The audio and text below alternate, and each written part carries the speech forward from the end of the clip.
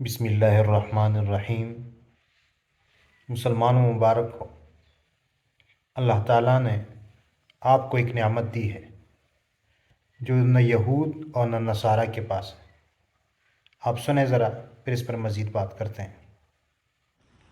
וירא אליו אדוני ולא נאמרי והוא יושב פיתח האוכל כחום חיות וישא עיניו וירא והנה 3 אנשים ניצבים עליו וירא וירוץ לקראתם פיתח האוכל וישתחו ארצה ויאמר אדוני אם נא מצאתי אל בעיניך אל נא תעבור מעל עבדיך יוקח נא מעט מים ורחצו רגליכם וישנו תחת ארץ ויקרא פת לחם וסעדו ליבכם אחר תעברו כי נא כן עברתם על עבדיכם היום יאכלו כן תעשה כאשר דיברת.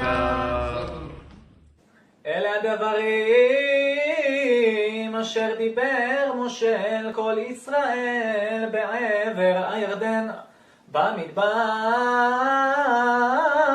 בערבה מול סוף.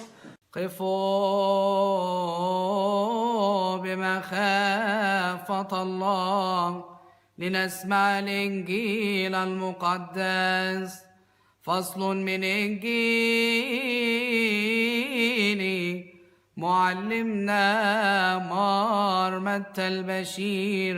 जी, आपने सुन लिया, और वो नियामत है कुरान करीम जो अल्लाह ताला ने मुसलमानों को ख़ास तौर पर दिया है, और ये एक बहुत बड़ी नियामत है। हमें चाहिए कि हम इस पर अल्लाह का शुक्र अदा करें, और हमें चाहिए कि हम इसको पढ़ें कि इसके अंदर क्या है।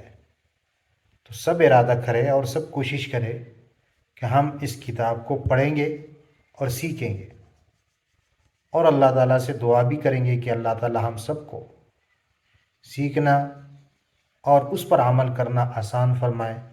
आमीन सुम्मा आमीन या रब्बल आलमीन।